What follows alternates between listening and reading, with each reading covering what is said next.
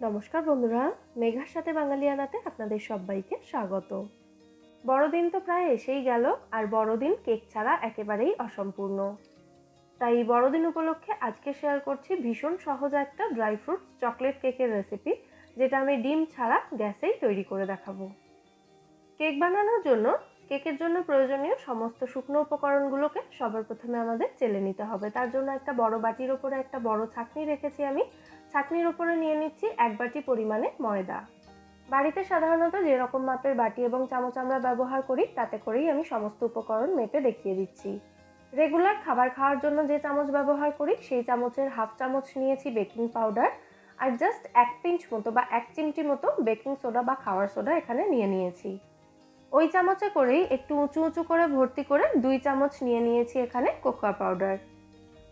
এবার সমস্ত উপকরণ একসাথে প্রথমে চামচের সাহায্যে মিশিয়ে নিয়ে তারপর এগুলোকে চেলে নেব। এই সমস্ত শুকনো উপকরণগুলো ভালো করে মিশিয়ে যদি এগুলোকে 2 থেকে 3 বার চেলে নেওয়া হয় তাহলে কেকটা চারিদিক থেকে সমানভাবে ফুলবে। তো এই মিশ্রণটাকে আমি আরও একবার চেলে নিচ্ছি।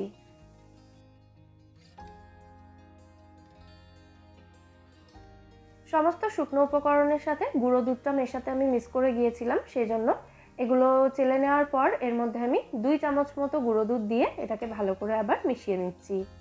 গুঁড়ো দুধটা দিয়ে ভালো করে মিশিয়ে নেওয়ার পর এই শুকনো উপকরণের মিশ্রণটাকে আমি সাইডে রেখে দেব।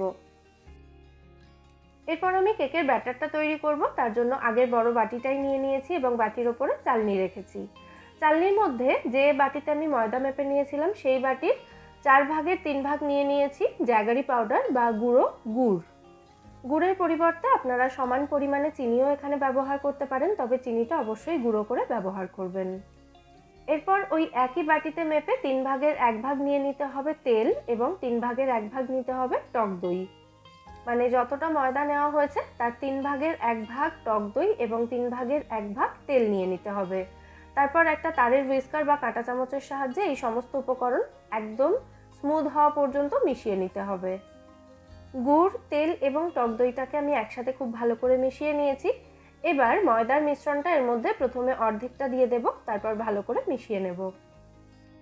এরপর কিন্তু তারের হুইস্কারটা দিয়ে আর এটাকে মেশানো যাবে না, তাই হুইস্কারটাকে আমি সরিয়ে রাখছি এবং একটা স্প্যাচুলা বা চামচের সাহায্যে সমস্ত উপকরণ ভালো করে মিশিয়ে নিচ্ছি। যেহেতু এটা ডিম ছাড়া কেক তাই আমি এখানে কোনো এসেন্স ব্যবহার করছি না, তবে আপনারা চাইলে চকলেট বা ভ্যানিলা এসেন্স এখানে ব্যবহার করতে পারেন। বাকি সমস্ত ময়দার মিশ্রণটা আমি এর মধ্যে দিয়ে দিয়েছি 1 চামচ মতো রেখে, এটা পরে ব্যবহার করব। এবার বাকি মিশ্রণটাকেও ভালো করে মিশিয়ে দিতে হবে। এই মিশ্রণটা দেখুন একদম শুকনো হয়ে গেছে। তো এর মধ্যে এবার আমি হালকা গরম লিকুইড দুধ অ্যাড করে মিশ্রণটাকে আবারও ভালো করে মিশিয়ে নেব। আর কেক বানানোর জন্য সমস্ত উপকরণ অন্তত 1 ঘন্টা রুম টেম্পারেচারে রেখে তবেই কিন্তু ব্যবহার করবেন। এই ক্রিসমাস কেকের ব্যাটার কিন্তু একেবারেই পাতলা হলে চলবে না, একদম ঘন একটা ব্যাটার তৈরি করতে হবে। আর এই ব্যাটারটা তৈরি করার জন্য ওই ময়দার বাটিটারই প্রায় হাফ বাটি মতো দুধ এখানে প্রয়োজন হয়েছে। দেখুন এই কেকের ব্যাটারটা কিন্তু একদম এরকম ঘন করে তৈরি করতে হবে। এবার এর মধ্যে আমি বেশ কিছুটা ড্রাই ফ্রুটস কুচি ব্যবহার করব। তো যে 1 চামচ মতো ময়দার মিশ্রণ রেখে দিয়েছিলাম সেগুলো এই ড্রাই ফ্রুটস কুচিগুলোর মধ্যে ভালো করে মিশিয়ে তারপর এগুলোকে ব্যাটারের মধ্যে দিচ্ছি। এতে কেকটা বেক হওয়ার পরে ড্রাই ফ্রুটস কুচিগুলো একদম কেকের নিচের দিকে চলে যাবে না। ড্রাই ফ্রুটসগুলোকে কেকের ব্যাটারের মধ্যে আমি ভালো করে মিশিয়ে দিয়েছি। আমাদের কেক ব্যাটার এখানে একদম রেডি হয়ে গেছে। এবার যে পাত্রে আমি কেকটা বেক করব সেই পাত্রটাকে রেডি করে নিচ্ছি। আমি এখানে একটা কেক টিন নিয়েছি। কেক টিনের মধ্যে হাফ টিস্পুন মতো তেল দিয়ে তেলটাকে একটা ব্রাশের সাহায্যে পুরো কেক টিনে ভালো করে মাখিয়ে দিচ্ছি বা ছড়িয়ে দিচ্ছি। এরপর এর মধ্যে সমান করে কেটে রাখা বাটার পেপার বিছিয়ে দেব। যদি বাটার পেপার না থাকে তাহলে তেল মাখানোর পর একটু শুকনো ময়দা এই তেলের ওপরে ছড়িয়ে দেবেন। এবার তৈরি করে রাখা কেক ব্যাটারটাকে এই প্রিপেয়ার্ড কেক টিনের মধ্যে শিফট করে দিচ্ছি।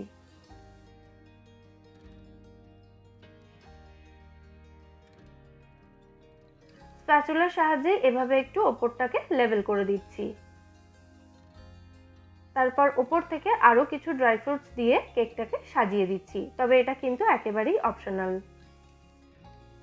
সাজানোর পর কেক টিনটাকে ধরে এভাবে 2 থেকে 3 বার ট্যাপ করে দিলেই কিন্তু ব্যাটারটা কেক টিনের মধ্যে ভালো মতো সেট হয়ে যাবে।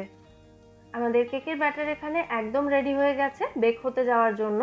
তো এবার আমি কেকটা বেক করার জন্য ওভেনটা রেডি করে নেব। আমি প্রথমেই বলেছি কেকটা আমি গ্যাসেই তৈরি করে দেখাবো, তার জন্য গ্যাসে একটা বড় কড়াই বসিয়ে কড়াইটাকে ঢাকা দিয়ে মিডিয়াম ফ্লেমে রেখে 10 মিনিট মতো কড়াইটাকে খালি অবস্থাতেই গরম করে নিয়েছি। এবার এই গরম কড়াইয়ের মধ্যে একটা পুরনো টিফিন বক্সের ঢাকনা এভাবে রেখে দিয়েছি স্ট্যান্ড হিসেবে, যাতে কেক টিনটা একদম কড়াইয়ের মধ্যে টাচ না হয়ে থাকে, একটু উঁচুতে থাকে। তারপর তৈরি করে রাখা কেক ব্যাটারের বাটিটা এই ঢাকনার ওপরে বসিয়ে দিয়েছি খুব সাবধানে। এবার কড়াইটাকে আবারও আমি ঢাকা দিয়ে দেব। তারপর লো ফ্লেমে রেখে কেকটাকে বেক হতে দিতে হবে প্রায় 40 থেকে 50 মিনিট মতো। এই কেকটা বেক হতে কিন্তু একটু বেশি সময় লাগে। 40 মিনিট পর থেকেই কিন্তু কেকটাকে চেক করতে থাকতে হবে। কেকটা চেক করার জন্য একটা স্কিউয়ার বা টুথপিক এভাবে কেকের বিভিন্ন জায়গায় গেঁথে দেখে নিতে হবে যে স্কিউয়ারের গায়ে কোনো ব্যাটার লেগে আছে কিনা। দেখুন স্কিউয়ার একদম পরিষ্কার বেরোচ্ছে, তার মানে কেকটা কিন্তু একদম ঠিকঠাক বেক হয়ে গেছে। কেকটাকে আমি কড়াই থেকে বের করে নিয়েছি, তারপর এটাকে ঠান্ডা হতে দিতে হবে। আপনারা কেকটাকে একেবারে সম্পূর্ণ ঠান্ডা করে তারপরই কাটতে পারেন, তবে এই কেকটা আমার একটু গরম খেতেই ভালো লাগে, সেই জন্য 5 মিনিট রাখার পর কেক মোল্ড থেকে আমি কেকটা বের করে নিলাম। কেকের গা থেকে বাটার পেপারটা ছাড়িয়ে নিচ্ছি। এরপর এই কেকটাকে আমি কেটে দেখিয়ে দিচ্ছি ভেতর থেকে কেকের টেক্সচারটা কেমন হয়েছে।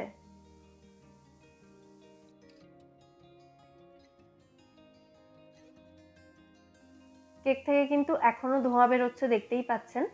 গরম অবস্থায় কেক কাটতে গেলে কিন্তু একটু ভেঙেও যেতে পারে, তাই একটু সাবধানে কাটবেন। দেখুন কেকের মধ্যে যে ড্রাই ফ্রুটসগুলো দিয়েছিলাম সেগুলো কিন্তু কেকের মাঝখানেই রয়েছে, এগুলো একদম কেকের নিচের দিকে চলে যায়নি। এবার দেখুন কেকটা কতটা সফট আর স্পঞ্জি হয়েছে। এটা যে ডিম ছাড়া কেক সেটা কিন্তু একেবারেই বোঝার উপায় নেই। তাহলে এবারের বড়দিনে বা ক্রিসমাসে এরকম একটা ড্রাই ফ্রুটস চকলেট কেক আপনারা বাড়িতেই তৈরি করে নিন, দেখবেন বাড়ির সবাই খুব খুশি হয়ে যাবে। আর আজকের এই ড্রাই ফ্রুট চকলেট কেকের রেসিপিটা যদি আপনাদের ভালো লেগে থাকে ভিডিওটাকে বরাবরের মতো একটা লাইক এবং শেয়ার করার অনুরোধ রইল। সাথে আমার চ্যানেলটাও অতি অবশ্যই সাবস্ক্রাইব করে নেবেন যদি এখনো না করে থাকেন, অথবা আপনি যদি আমার চ্যানেলে নতুন দর্শক বন্ধু হয়ে থাকেন। পাশে থাকা বেল আইকনটা ক্লিক করে অল নোটিফিকেশন অপশনটাও অবশ্যই অন করে দেবেন সমস্ত নিত্য নতুন রেসিপি ভিডিওর আপলোড নোটিফিকেশন সবার আগে পাওয়ার জন্য। তাতে আমি যখনই চ্যানেলে কোনো নতুন রেসিপি ভিডিও আপলোড করব তার নোটিফিকেশন সবার আগে আপনার কাছে পৌঁছে যাবে এবং আপনি কোনো ভিডিও মিস করবেন না। তাহলে আজকের মতো এখানেই বিদায় নিচ্ছি, ফিরে আসবো নতুন কোনো রেসিপি নিয়ে। সবাই সুস্থ থাকবেন, ভালো থাকবেন এবং সবাইকে খুব ভালো রাখবেন।